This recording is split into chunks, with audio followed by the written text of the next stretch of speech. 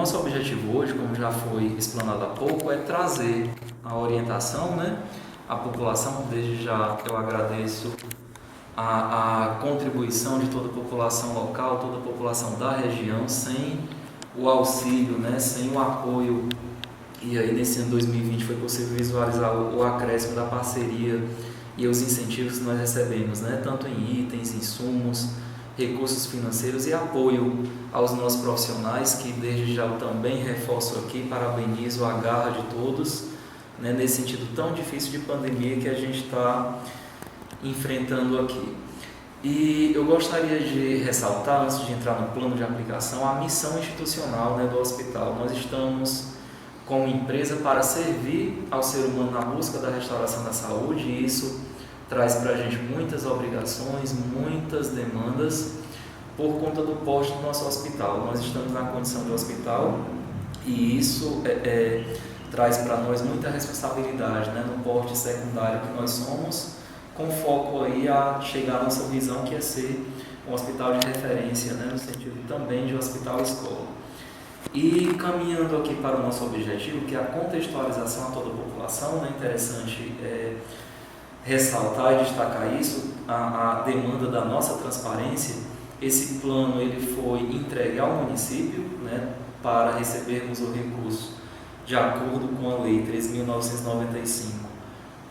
A lei orientava que nós tínhamos que fazer um aditivo ao convênio e também o plano de aplicação que foi entregue, nós entendemos que foi aprovado até pelo repasse do recurso, que aqui a gente já agradece a parceria também do município de Canindé em ter nos ajudado. E toda essa demanda, né, que nós estamos aqui conversando, ela nasceu da lei, né, 3.995, e aqui também temos que agradecer aos senadores, aos deputados envolvidos nessa demanda, de olhar com esse olhar especial para nós filantrópicos, né. Historicamente é um dos poucos momentos que nós vivenciamos esse aporte financeiro para a filantropia, e reforçamos aí os nossos agradecimentos. O hospital, ele desde o início da pandemia, ele já de pronto ele se estruturou, né? Finalzinho aí de metade final de março, nós estruturamos o hospital com enfermeiros, técnicos, apoio, limpeza, enfim, e criamos 6 leitos, né? E mantivemos essa demanda estrutural de 6 leitos para atender o paciente COVID em isolamentos confirmado e suspeito, né? Então, a nossa estrutura ela foi mantida durante todo esse período com muita dificuldade, mas com apoio total da população, das instituições, empresas, enfim. E com o recebimento do recurso agora na segunda quinzena de junho, houve uma articulação onde o hospital já planejou as suas ações, e a partir da próxima semana, a partir aí do dia 29, nós estaremos expandindo e dobrando a capacidade de leitos. Estamos com 6 leitos e vamos aí evoluir para 12 leitos, tá? Então, no contexto geral que nós temos aqui, essa demanda desse acréscimo, e especificamente relacionada à lei que eu já abordei, o hospital ele fez um recebimento, né, de acordo com as portarias 1393 e com a portaria de 1448, nós fizemos aí um recebimento total de R$ 4.871.190,56. E aqui a minha fala é exatamente para explicar aos interessados e à população geral como é que vai ser a aplicação desses recursos. No plano de aplicação, nós intitulamos e batizamos o plano como Combate à Covid 2019. Cabe-me esclarecer que o plano ele tem uma data de início e uma data de fim, e de acordo com o planejamento dos serviços, né, com as orientações dos técnicos, o período de aplicação desse plano ficou estipulado que seria de junho a novembro de 2020, onde o objeto do plano ele fica adstrito ao que a lei recomenda no seu artigo 3º, que ele é destinado, né, isso aqui eu até gostaria de reforçar a todos, que a lei ela amarra esse recurso à demanda do uso do recurso à perspectiva Covid. Então, eu tenho esse recurso, mas ele somente pode ser utilizado para as ações de recurso Covid, que consta lá do artigo 3º da lei, que é a demanda de aquisição de medicamentos, suprimentos, insumos, aquisição de equipamentos, pequenas reformas e a definição de algumas melhorias de adaptações, né, relacionadas a reformas, que é outra perspectiva que eu trago. Para nós é muito recurso, né, e para a população ainda mais, e aí cabe nos esclarecer que a lei ela só me permite fazer reformas. O que é uma reforma no contexto de saúde? É uma pintura, uma troca de piso, uma troca de porta, uma pequena adequação. Eu não posso fazer construção com esse recurso, tá? Então, e aí quando a gente fala milhões, né, é muito recurso, mas no nosso contexto organizacional, que é um hospital e que tem aí uma demanda absurda com valores de folha, de insumos, enfim, esse valor ele não vai trazer para a gente a solução de todos os problemas, principalmente pelo que a lei amarra, tá? Que são exatamente esses elementos que eu contextualizei há pouco. E aqui nós vamos elencando aqui os pontos que, de acordo com a lei, como eu falei há pouco, nós obrigatoriamente só podemos investir esses recursos na contratação de profissionais para assistência. E de maneira bem objetiva, nós montamos esses leitos e aí foi necessária a contratação, né, de escala extra, de profissionais enfermeiros, técnicos, apoio, limpeza, serviço social, enfim.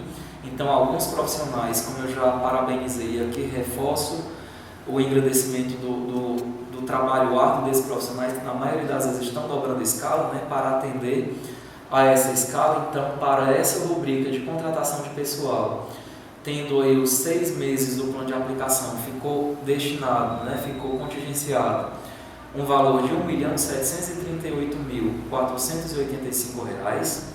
Então, esse valor de R$ 1.738.485, ele é destinado somente para pagamento de folha, tanto de médicos, enfermeiros, técnicos, enfim. Nós estamos cumprindo aí o artigo 3º da lei, que orienta que esse recurso ele deve ser investido em ações Covid, né, de prevenção e combate à pandemia. E a outra rubrica aqui que eu tenho que trazer é a aquisição de materiais e medicamentos, que ficou aí contingenciado um valor de R$ 270 mil para aquisições de materiais e medicamentos específicos ao combate à Covid. Uma outra rubrica criada também de acordo com a lei, insumos e produtos hospitalares, que aqui entram todos os insumos necessários, né, até de limpeza do espaço, oxigênio, também testes, enfim, tudo que for necessário para o combate à pandemia, com valor de R$ 480 mil. O nosso maior investimento aqui, de acordo com os números, está para a aquisição de equipamentos, onde ficou contingenciado R$ 1.970.205,72, e logo mais eu vou detalhar quais são os equipamentos que serão investidos, e algumas pequenas adaptações e reformas que ficou contingenciado aqui um valor de R$ 30 mil. Então, quando é somado esse valor, nós chegamos aí ao valor total de R$ 4.488.690,72. Ressalto que esse valor é referente à segunda portaria, que é a 1448, tá? Do dia 29 de maio. E aqui nós tivemos uma outra portaria, que foi a 1393, como eu falei no início, que foi o primeiro repasse, onde nos creditou 382 mil, que somando as duas portarias fica em um valor total dos R$ 4.871.190,56. E eu estou reforçando aqui nos números, né, porque para muitos é o que importa. Embora aqui no cenário da saúde a gente tenhamos aqui um árduo trabalho no sentido de contratação, de estruturação de serviços, de aporte e apoio aos profissionais, né, porque nesse período nós já temos um número absurdo de profissionais que precisaram de um grande suporte e se ausentar também das suas atividades laborais por conta da infecção, né? Nós que trabalhamos na saúde temos aí o privilégio, né, de ser infectado de primeira ordem, e esses profissionais eles precisam se afastar num período específico de contaminação, e outras pessoas assumem as escalas, tá, para cobrir essa demanda. E algumas pessoas ficam questionando, né? Então foi contingenciado aí quase 2 milhões para equipamentos. E Adriano, quais são os equipamentos? Nós colocamos como prioritário aqui a demanda de alguns equipamentos, que eu vou listar os principais. O primeiro deles é a usina de oxigênio, tá? Que é um insumo caríssimo para nós, e quando eu falo de insumo caro, eu estou falando de uma bala de oxigênio que sai em torno de R$100, dependendo da cotação do insumo. E aí um paciente em observação, isso aqui é informação relevantíssima para nós, um paciente em observação que fica 24 horas, enquanto se decide se ele está de alta ou se ele interna, ele consome em torno aí de 4 balas quando ele está em uso contínuo. Então, só de oxigênio a gente tem um desembolso de R$400, né? Então, em função dessa demanda e em função do alto custo do oxigênio, é uma prioridade nossa, uma usina de oxigênio. E aqui elencando os demais itens, né? Os respiradores, carros de urgência, camas e repouso para profissionais específicos COVID, mobília geral, centrífuga, aparelho de coagulômetro para o laboratório, hematologia, bioquímica, enfim, alguns insumos para o laboratório e raio-x, tendo em vista que esses dois setores eles servem de maneira direta para o apoio a diagnóstico ao paciente COVID, né? Então nós vamos aumentar o nosso rol de exames laboratoriais e melhorar a estrutura do raio-x, digitalizando esses exames, e aí para a melhoria dos espaços, né? Centrais de ar, monitor multiparâmetro, e aqui parte de tecnologia também é outro insumo que a gente vai melhorar.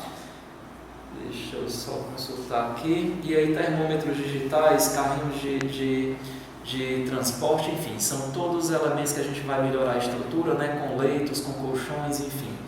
E aí quando eu trago aqui o rol desses equipamentos, que são os principais que eu listei, eu preciso orientar a população também de algumas demandas. Todas essas compras e aquisições, ela está sendo feita pelos profissionais específicos da casa, inclusive hoje a gente vai estar fazendo uma seleção interna para auxiliar nesse processo de compras, visando agilizar essas compras, tá? Porque são processos, via de regra, demorado. Nós temos a obrigação de prestar contas no futuro, e aí para cada equipamento a gente vai ter que ter um número mínimo de 3 cotações. Isso é um princípio, né, da gestão, que a gente está zelando pela transparência e também pelo uso correto do recurso público.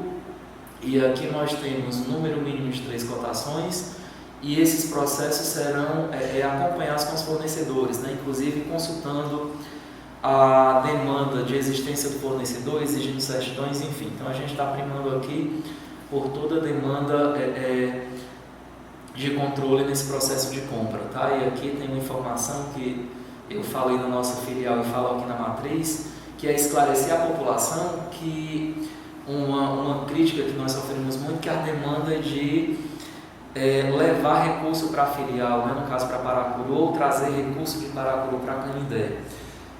Nós trabalhamos dentro dos princípios técnicos e éticos de gestão, e aqui eu gostaria de esclarecer que esse leve e trás de recurso não acontece, tá?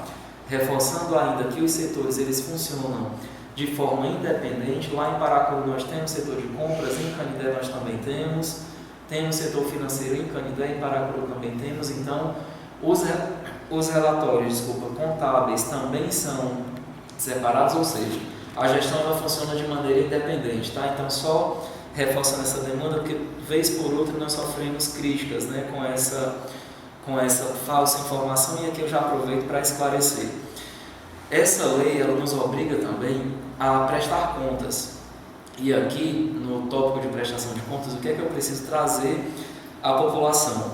A CMB, que é a Confederação das Misericórdias, a Federação das Misericórdias, que é a FEMIS, e o CONASEMS, que é o Conselho Estadual de Secretários, eles fizeram várias orientações, e a lei ela nos obriga a prestar contas através do relatório anual de gestão, que é o RAG.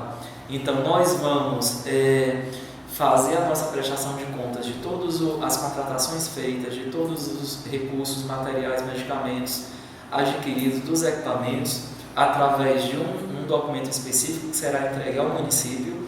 Para além do RAG, que é o relatório anual de gestão, nós também vamos prestar contas ao município, tá? Será entregue em uma via ao município e também ao Conselho Municipal de Saúde. E aqui eu não descarto a possibilidade de após a finalização desse período, nós também temos um outro momento, né, de uma prestação de contas na Câmara. Enfim, nós ficamos abertos aí a explanar e a prestar contas desse valor. E finalizando aqui o nosso esclarecimento do plano de aplicação, eu gostaria só de reforçar e trazer à população que é um recurso significativo, veio em boa hora para combater e para nos favorecer a estrutura e um melhor acolhimento e prestação de serviços de saúde à população de Canindé e região, ocorre que esse recurso ele não vai resolver todos os problemas do hospital. E aqui eu gostaria de esclarecer que essa demanda de recursos com base nessa aplicação, nós sonhamos muito mais alto, tá? Nós pensamos, né, no futuro próximo, e aí quem tiver os vínculos com deputados, com senadores e nos ajudar com novas emendas ou com algumas ajudas, fica pendente ainda, né? No nosso cenário de visão de crescimento, a demanda de construção e adaptações da sala de parto humanizado, que é um ideal, né, para adequar as nossas estruturas, a construção de sala de parto humanizado, a demanda da reforma da fachada do hospital com construção de novos fluxos, né, porque nós acreditamos que pós-pandemia muita coisa vai mudar, então a gente já tem que estar preparado para acolher essas mudanças, e a gente já pensa, né, numa construção dessa estrutura, olhando aí para um fluxo separado de entrada de pacientes. Isso é importante a gente trazer também. E a demanda de um sonho que nós temos também, que é a construção, né?